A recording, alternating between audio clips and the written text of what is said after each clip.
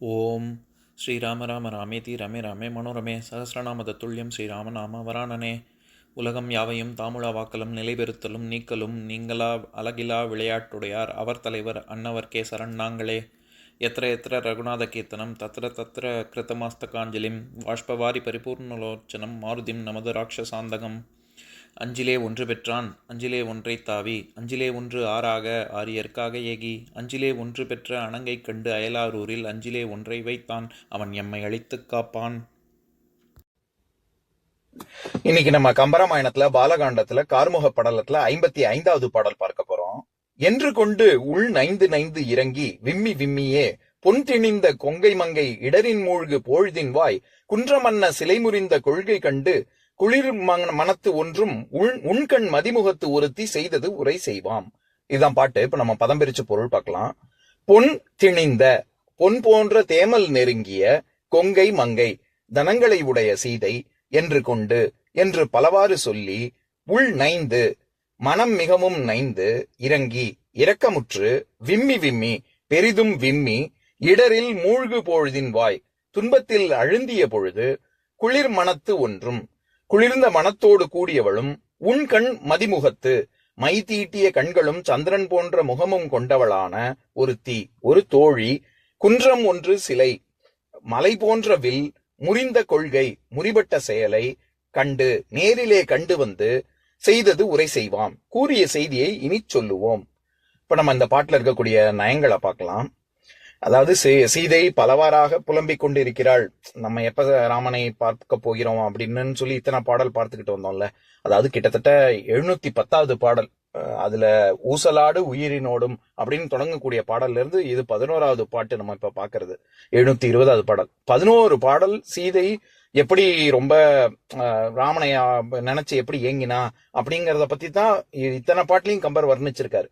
இவ்வளவு நேரம் சொல்லிட்டு வந்து இப்போ அடுத்தது நீலமாலை அப்படிங்கிற ஒரு தோழி. அவள் ராமன் வில்லை முறித்த அந்த நற்செய்தியை மகிழ்ச்சியான செய்தியை சீதையிடம் சொல்ல போகிறாள் அப்படிங்கிறத சொல்றதுதான் இந்த பாட்டு. எப்பேற்பட்ட ஒரு தோழி வந்தாள் அப்படின்னு கம்பர் இங்க வர்ணிக்கிறார். அப்போ அந்த மாதிரி நீலமாலை அப்படிங்கிற ஒருத்தி வந்தாள் அப்படின்னு சொல்றதுக்கு முன்னாடி இந்த பாட்டுலயும் உள் நைந்து நைந்து விம்மி விம்மி அப்படின்னு அடுக்கு தொடர் போட்டு சொல்றாரு. அதாவது ரொம்ப மிகுதி. அது அடுக்கு தொடர் பல பொருள்ல வரும். இந்த இடத்துல நைந்து நைந்து விம்மி விம்மி அப்படிங்கறதெல்லாம் மிகுதி. ரொம்பவும் சீதை கஷ்டப்பட்டாள் அப்படிங்கறத விவரிக்கும் விதத்துலதான் அடுக்கு தொடர் பயன்படுத்தி இருக்காரு கம்பர். இந்த இடத்துல பொன் திணிந்த கொங்கை மங்கை அப்படின்னு எப்பவுமே சீதை அப்படின்னு நேரடியாக சொல்வதில்லை. ராமன் அப்படின்னு நேரா சொல்றதில்லை. எப்பவுமே அவர் அடைச்சொற்கள் சொல்லி தானே சொல்றாரு. இந்த இடத்துல சீதை அப்படிங்கிறதுக்கு என்ன சொல்றாரு? பொன் திணிந்த கொங்கை மங்கை அப்படின்னு. இந்த இடத்துல கொங்கைனா தனங்கள்னு அர்த்தம். எப்பேற்பட்ட தனங்களை கொண்ட மங்கை சீதை அப்படின்னா பொன் திணிந்த அப்படின்னு சொல்றாரு. இந்த இடத்துல பொன் அப்படிங்கிறது தங்கத்தை குறிக்கல, தேமலை குறிக்குது. அதாவது தேமல் அப்படின்னு நம்ம சொல்றது தேம்னா அழகுன்னு அர்த்தம். நம்ம அது ஏற்கனவே பார்த்திருக்கோம்னு நினைக்கிறேன். எனக்கு எந்த பாடல்னு ஞாபகம் இல்ல. தேம்னா அழகு, அல்லுங்கிறது எதிர்மறை பொருள். எனல் அப்படின்னு நம்ம உதாரணம் கூட பார்த்திருக்கோம்ல. பயனில் சொல்லாமை அப்படிங்கிற அதிகாரத்துல திருக்குறள்ல வரக்கூடிய ஒரு குறள்ல பயனில் சொல் பாராட்டுவானை மகன் எனல் மக்கட் பதடி எனல் அப்படின்னு சொல்ற இடத்துல அல்லுங்கிறது முதல்ல எதிர்மறை பொருள்லயும் அடுத்தது உடன்பாட்டு பொருள்லயும் வரும்ல. அந்த மாதிரி இங்க தேம்னா அழகு, அல்லுன்னா அது இல்ல அழகற்ற தன்மை அப்படின்னு அர்த்தம். எப்படி மண் மணல் அப்படின்ற உதாரணம்லாம் நம்ம பார்த்திருக்கோம்ல. அந்த மாதிரி அது அழகற்ற தன்மை. ஏன்னா தேமல், இப்ப ஒருத்தருக்கு தேமல் வந்திருக்கு அப்படின்னால என்ன அர்த்தம்? ஏதோ தோல் சம்பந்தப்பட்டதுல ஒரு குறைபாடு இருக்கு. நம்ம உடம்புல இருக்கிற குறைபாடுதான் தேமலாக வெளியில தெரியுது இல்ல. அதனால அது ஒரு குறையா தான் சொல்லுவாங்க. அந்த தேமலையும் குறிக்கும். இன்னொன்னு ஒரு விதமான ஒரு புள்ளி, உடம்புல இருக்கக்கூடிய ஒரு புள்ளி. இப்ப நம்ம இங்கிலீஷ்ல சொல்லணும்னா ஃப்ரெக்கிள்ஸ் அப்படின்னு சொல்றாங்கல்ல, அந்த ஃப்ரெக்கிளையும் குறிக்கும் தேமல்ங்கிறது.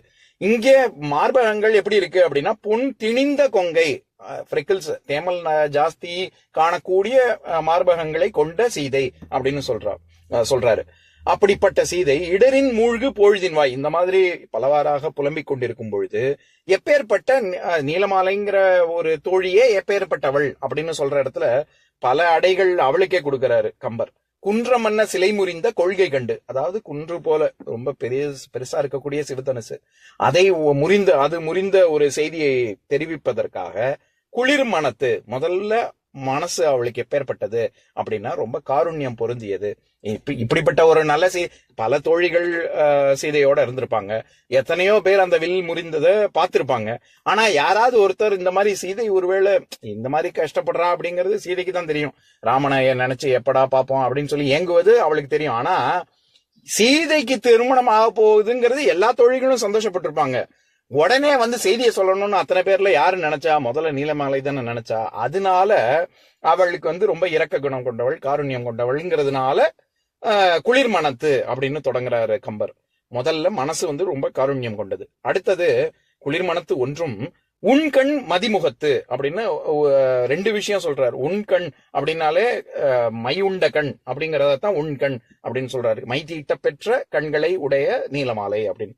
மதிமுகத்து நிலா போன்ற ஒளி பொருந்திய ஒளி வீசக்கூடிய முகத்தை படைத்த ஒருத்தி செய்தது உரை செய்வாம், அவள் கூறியவற்றை நாம் இனி பார்ப்போம் அப்படின்னு சொல்றார் கம்பர்.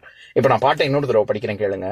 என்று கொண்டு உள் நைந்து நைந்து இறங்கி விம்மி விம்மியே பொன் திணிந்த கொங்கை மங்கை இடரின் மூழ்கு பொழுதின்வாய் குன்றமன்ன சிலை முறிந்த கொள்கை கண்டு குளிர்மனத்து ஒன்றும் உண்கண் மதிமுகத்து ஒருத்தி செய்தது உரை செய்வாம். இன்னொரு நாள் இன்னொரு பாட்டு பார்க்கலாம். ஓம் சாந்தாகாரம் புஜகசயனம் பத்மநாபம் சுரேஷம் விஸ்வாதாரம் ககனசத்ரசம் மேகவர்ணம் சுபாங்கம் லக்ஷ்மீகாந்தம் கமலநயனம் யோகி ஹிருத்யானகம்யம் வந்தே விஷ்ணும் பவபயஹரம் சர்வலோகைகநாதம். உம்பரோடு இம்பர்காரும் உலகம் ஓர் ஏழும் ஏழும் எம்பெருமான் என்று ஏத்தி இறைஞ்சி நின்று ஏவல் செய்ய தம்பியரோனும் தானும் தருமமும் தரணி காத்தான் அம்பரத்து அனந்தர் நீங்கி அயோத்தியில் வந்த வள்ளல். ஓம் பூர்ணமதః பூர்ணமிதம் பூர்ணாத் பூர்ணமுதஸ்யதே பூர்ணஸ்ய பூர்ணமாதாய பூர்ணமேவாவசிஷ்யதே. ஓம் சாந்தி சாந்தி சாந்திः. ஓம் சர்வேஷாம் ஸ்வஸ்திர்பவது சர்வேஷாம் சாந்திர்பவது சர்வேஷாம் பூர்ணம் பவது சர்வேஷாம் மங்களம் பவது. ஓம் சாந்தி சாந்தி சாந்திः. ஓம் சர்வே பவந்து சுகினः சர்வே சந்து நிராமயாः சர்வே பத்ராணி பஷ்யந்து மா கஷ்சித் துக்கபாக் பவேத். ஓம் சாந்தி சாந்தி சாந்திः.